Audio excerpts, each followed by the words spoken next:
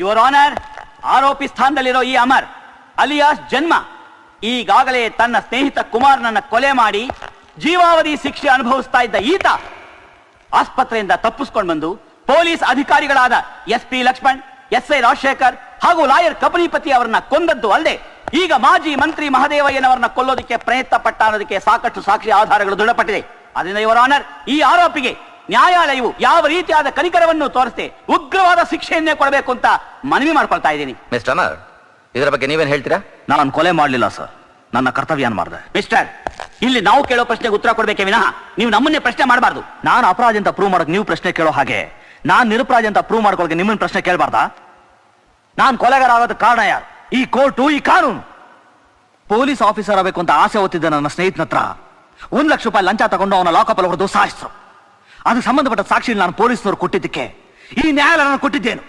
Doctor ಸರ್ಟಿಫಿಕೇಟಾ, engineer ಸರ್ಟಿಫಿಕೇಟಾ? ಕೊಲೆಗಾರ ಅನ್ನೋ certificate ಕೊಟ್ಟು ಜೀವವಾದ ಶಿಕ್ಷೆ ವಿಧಿಸ್ತು. ಅದಕ್ಕೆ ನಾನು ಅವ್ರನ್ನ ಕೊಂದೆ. ನಾನು ಅವ್ರನ್ನ ಕೊಲ್ಲದೆ ಹೋಗಿದ್ರೆ ಇಂಥ ಎಷ್ಟೋ ಜನ ಅಮಾಯಕರನ್ನ ಕೊಂದು ಅದಕ್ಕೆ ಲಾಕಪ್ ಡೆತ್ ಅನ್ನ ಹೆಸರು ಕಟ್ತಾ ಇದ್ರು. ಹೇಳಿ ಸರ್, ಇಂಥ ವಿಷ ಜಂತುಗಳನ್ನ ನಾನು ಕೊಂದಿದ್ದು ತಪ್ಪ? ಅದರ ಬದಲು ನೀವು ಅವರನ್ನ ಕೋರ್ಟ್ಗೆ ತಂದು ಒಪ್ಪಿಸಿದ್ರೆ ನಾವು ಎನ್ಕ್ವೈರಿ ಕಮಿಷನ್ ನೇಮಕ ಮಾಡಿ ಕೂಲಂಕುಷವಾಗಿ ವಿಚಾರಣೆ ಮಾಡಿ ನಿಮಗೆ ನ್ಯಾಯವನ್ನ ದೊರಕಿಸ್ಕೊಡ್ತಾ ಇದ್ವಿ. ನಿಮ್ಮ ಈ ಕಮಿಷನ್ ಇಂದ ಎಷ್ಟು ಜನಕ್ಕೆ ಶಿಕ್ಷೆ ಆಗಿದೆ, ಎಷ್ಟು ಜನಕ್ಕೆ ನ್ಯಾಯ ಸಿಕ್ಕಿದೆ? ಅಂಗನವಾಡಿ ಕಾರ್ಯಕರ್ತನ ಅತ್ಯಾಚಾರ ಮಾಡಿ ಸಾಯಿಸ್ತಾರಲ್ಲ, ಅವ್ರಿಗೆ ಯಾವ ಶಿಕ್ಷೆ ಕೊಟ್ರಿ? ಪ್ರಭುದೇವನ ಕಾರ್ಮಿಕನ ಸ್ವಿಮ್ಮಿಂಗ್ ಪೂಲ್ ನಲ್ಲಿ ಕೊಂದ ಪೊಲೀಸ್ ಆಫೀಸರ್ಗೆ ಯಾವ ಶಿಕ್ಷೆ ಕೊಟ್ರಿ? ಅಷ್ಟದನ್ನ ಲಾಯರ್ನ ಕೊಲೆ ಮಾಡಿದ ರೌಡಿಗಳನ್ನ ಪೊಲೀಸರ CBI ತಂದು ಕೋರ್ಟಲ್ಲಿ ನಿಲ್ಲಿಸ್ತಾರಲ್ಲ, ಅವರೆಲ್ಲ ಏನಾದ್ರು? ಕರುಣಾಕರನ ಹುಡುಗನ್ನ ಲಾಕಪ್ ಅಲ್ಲಿ ಹೊಡೆದು ಸಾಯಿಸ್ತಾರಲ್ಲ, ಅವ್ರಿಗೆ ಯಾವ ಶಿಕ್ಷೆ ಕೊಟ್ರಿ? ನಿಮ್ಮ ಈ ಕೋರ್ಟ್ಗೆ, ಈ ಸರ್ಕಾರಕ್ಕೆ ಅಧಿಕಾರದಲ್ಲಿರೋರಿಗೆ ಶಿಕ್ಷೆ ಕೊಡೋ ತಾಕತ್ತಿಲ್ಲ ಸರ್, ಇಲ್ಲ. ಕೋರ್ಟ್ಗೆ ಹಿರಿಯ ಕಿರಿಯ ಅನ್ನೋ ಭೇದ ಭಾವ ಇಲ್ಲ. ಸರಿಯಾದ ಸಾಕ್ಷಿ ಆಧಾರ ಇಲ್ಲದೆ ಇರೋದ್ರಿಂದ ಅವ್ರಿಗೆ ಶಿಕ್ಷೆ ಆಗ್ಲಿಲ್ಲ. ಎಲ್ಲಿವರೆಗೂ ಶ್ರೀಮಂತರು ತಾವು ಇಟ್ಕೊಂಡಿರೋ ವೇಷ ಇರ್ತಾರ, ಸಾಕ್ಷಿನ ದುಡ್ಡಿನ ಹೊತ್ತಿಗೆಯಲ್ಲಿ ಹೊತ್ಕೊಂಡು ಮಲಗಿರ್ತಾರೋ ಅಲ್ಲಿವರೆಗೂ ನಮ್ಮಂತವ್ರಿಗೆ ನ್ಯಾಯ ಸಿಗಲ್ಲ. ನಿಮಗೆ ನ್ಯಾಯ ಸಿಕ್ಕಿದ್ರೆ ನಿಮ್ಮಿಂದ ಕೊಲೆಯಾದವ್ರನ್ನ ವಾಪಸ್ ತಂದ್ಕೊಡಕ್ಕಾಗತ್ತಾ? ಅವ್ರಿಗೆ ಮುಂಚೆ ಸತ್ತವರು ನನ್ನ ತಾಯಿ, ತಂಗಿ, ಸ್ನೇಹಿತ. ನಿಮ್ಗಾಗ್ಲಿ ನಿಮ್ ಕೋರ್ಟ್ಗಾಗ್ಲಿ ಅವ್ರನ್ನ ವಾಪಸ್ ತಂದ್ಕೊಡಕ್ಕಾಗುತ್ತಾ? Mister Amar, mind your language. ಕೋರ್ಟಿನ ಬಗ್ಗೆ, ಸರ್ಕಾರದ ಬಗ್ಗೆ ಇಷ್ಟು ಕೇವಲವಾಗಿ ಮಾತಾಡಬಾರ್ದು. ನ್ಯಾಯ ಸಿಗದೆ ಇದ್ದಾಗ ಸರ್ಕಾರ ತಟ್ಟಿ ಕೇಳೋ ಅಧಿಕಾರ ನಮಗಿದೆ ಸರ್. ಬಡವ್ರು ಕಣ್ಣೀರು ಒರ್ಸಕ್ಕಾಗದೆ ಇರೋ ಈ ಕಾನೂನು, ಈ ನ್ಯಾಯಾಲಯ ನಮಗೆ ಬೇಕಾಗಿಲ್ಲ. ಸರ್ಕಾರ ಏನು ಆಕಾಶದಿಂದ ಇಳಿದು ಬಂದಿಲ್ಲ. ಜನರು ಕೊಟ್ಟರು ಅಧಿಕಾರ, ಅವ್ರು ಕೊಟ್ಟರು ಅಧಿಕಾರನ ನೀವು ಲಾಯರ್ ಆಗಿರೋದು, ನೀವು ಜಡ್ಜ್ ಆಗಿರೋದು. ಅದೇ ಜನ ಇವತ್ತು ನನ್ನ ಅಪರಾಧ ಅಂತ ಹೇಳಿ ನಾನು ಒಪ್ಕೋತೀನಿ. ನೀವು ಕೊಲೆ ಮಾಡಿಬಿಟ್ಟು ಜನ ಅದನ್ನಿಲ್ಲ ಅಂದ್ರೆ ನಾವು ಒಪ್ಕೊಂಡ್ಬಿಡ್ಬೇಕಾ? ಯಾಕೆ ಸರ್ ಒಪ್ಕೊಳಕ್ಕಾಗಲ್ಲ? ಅದೇ ಜನ ಒಬ್ಬ ರೌಡಿನ, ಕೊಲೆಗಾರನ, ಲಫಂಗನ ಓಟ್ ಹಾಕಿ ಗೆಲ್ಲಿಸಿದಾಗ ಅವನ MLA ಅಂತ ಒಪ್ಕೊಳ್ಳಲ್ವಾ? ಮಂತ್ರಿ ಅಂತ ಒಪ್ಕೊಳ್ಳಲ್ವಾ? ಅದನ್ನ ಒಪ್ಕೊಂಡವ್ರು ಇದನ್ನ ಯಾಕೆ ಸರ್ ಒಪ್ಕೊಳಕ್ಕಾಗಲ್ಲ? ನ್ಯಾಯ ದೇವತೆ ಕಣ್ಣಿಗೆ ಬಟ್ಟೆ ಯಾಕೆ ಸರ್ ಕಟ್ಟಿದ್ದೀರಾ? ಇಲ್ಲಿ ನಡೆಯೋ ಅನ್ಯಾಯ ನೋಡಬಾರ್ದು ಅಂತ ಕಟ್ಟು ಬಿಚ್ಚಿ ಸರ್. ಅನ್ಯಾಯ ನೋಡ್ಲಿ. ಯಾವ್ದ್ರಿ ಅನ್ಯಾಯ? ನೀವು ಕೊಲೆ ಮಾಡಿರೋದಕ್ಕೆ ಬೇಕಾದಷ್ಟು ಸಾಕ್ಷಿ ಆಧಾರಗಳಿದೆ. ಆದ್ರೆ ಇವ್ರು ಕೊಲೆ ಮಾಡಿದ್ದಾರೆ ಅನ್ನೋದಕ್ಕೆ ಯಾವ ಸಾಕ್ಷ್ಯಾಧಾರಗಳು ಇಲ್ಲ, ಗೊತ್ತಾ? ಕೋರ್ಟ್ ನಲ್ಲಿ ಸತ್ಯಕ್ಕಿಂತ ಸಾಕ್ಷಿನೇ ಮುಖ್ಯ. ಆದ್ರೆ ನೀವೆಲ್ಲ ಓದಿ ಲಾಯರ್ ಯಾಕಾಗಿದ್ದೀರಾ? ನೀವು ಜಡ್ಜ್ ಯಾಕಾಗಿದ್ದೀರಾ? ಕಮಿಷನರ್ ಸರ್, ಯಾಕೆ ಸರ್ ಸುಮ್ಮನೆ ಇದ್ದೀರಾ? ಮಾತಾಡಿ ಸರ್. ಮತ್ತೆ ನಂಗೆ ಅನ್ಯಾಯ ಆಗಲಿ ಅಂತಾನ ಅವನ ಕೊಲೆ ಮಾಡೋ ತಪ್ಪಿಸಿ ನೀವು ನನ್ನ ಕರ್ಕೊಂಡ್ ಬಂದಿದ್ದು? ನೀವು ಮಾತಾಡ್ತಿದ್ರೆ ನಂಗೆ ನ್ಯಾಯ ಸಿಗಲ್ಲ ಸರ್. ಮಾತಾಡಿ ಸರ್.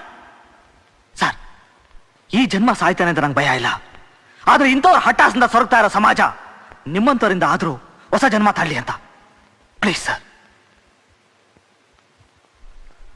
ಯುವರ್ ಆನರ್, ಒಬ್ಬ ಮನುಷ್ಯನಿಗೆ ಒಂದು ಏಟು ಬಿದ್ರೆ ತಡ್ಕೋಬಹುದು.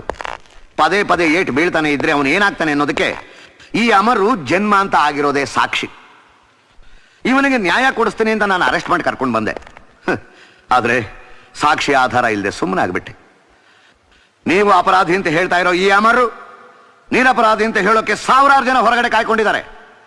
ಇಂಥವನಿಗೆ ನ್ಯಾಯ ಸಿಗಲಿಲ್ಲ ಆದ ಮೇಲೆ ನಾನು ಈ ಪದವಿಲಿ ಇರಕ್ಕೆ ಇಷ್ಟಪಡಲ್ಲ.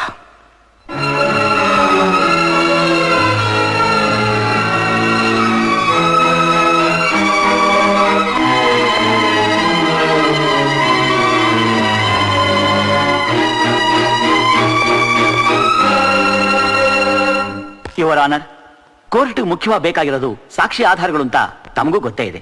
ಇನ್ನು ಮುಂದಿನ ನಿರ್ಧಾರ ತಮಗೇ ಸೇರಿದ್ದು.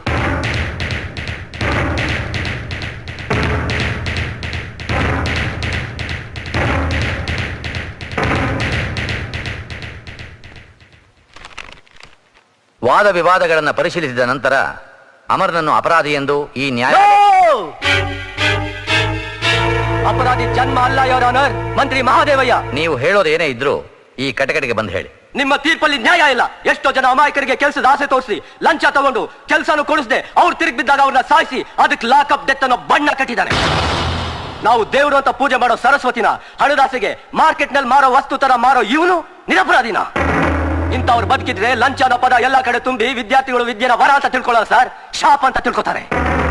ಈ ಅಮರ್ ಜನ್ಮ ಅನ್ನೋ ರೂಪ ತಾಳ್ದ, ತನ್ನ ತಾಯಿ ತಂಗಿನ ಕಳ್ಕೊಂಡು ಹೋರಾಡ್ದ. ಯಾರಿಗೋಸ್ಕರ? ನಿಮಗೋಸ್ಕರ, ನಮಗೋಸ್ಕರ, ಈ ಜನತೆಗೋಸ್ಕರ. ಅಂತವನೇ ನೀವು ಅಪರಾಧಿ ಅನ್ನೋದಾದ್ರೆ ಇಂಥ ಏನೇನ್ಬೇಕು? ಮಿಸ್ಟರ್, ನ್ಯಾಯಾಲಯದಲ್ಲಿ ಮರ್ಯಾದೆ ಇಲ್ಲದೆ ಮಾತಾಡಬೇಡಿ. ಯಾರಿಗೆ ಸರ್ ಮರ್ಯಾದೆ? 100 ಜನರನ್ನ ಸುಲಿಗೆ ಮಾಡ್ತಾ ಸರ್ವಾಧಿಕಾರ ನಡೆಸೋ ಇಂಥವ್ರಿಗೆ ಮರ್ಯಾದೆ ಅಲ್ಲ, ಮರಣದಂಡನೆ ಕೊಡ್ಬೇಕು. ನ್ಯಾಯಾಲಯಕ್ಕೆ ತನ್ನದೇ ಆಗಿರತಕ್ಕಂತ ನೀತಿ ನಿಯಮಗಳಿವೆ. ಅದನ್ನ ನೀವು ಹೇಳಿದ್ರಿ ಅಂತ ಬದಲಿಸೋದಕ್ಕೆ ಸಾಧ್ಯ ಇಲ್ಲ. ನೀವು ಬದಲಾಯಿಸಿದ್ರು ನಾನು ಬದಲಾಯಿಸ್ತೀನಿ. ಇದುವರೆಗೂ ಯಾವ ಕೋರ್ಟು ಕೊಡದೇ ಇರೋ ತೀರ್ಪನ್ನ ಜನತೆ ಪರವಾಗಿ ನಾನು ಕೊಡ್ತೀನಿ. ನೋ. ಎಸ್,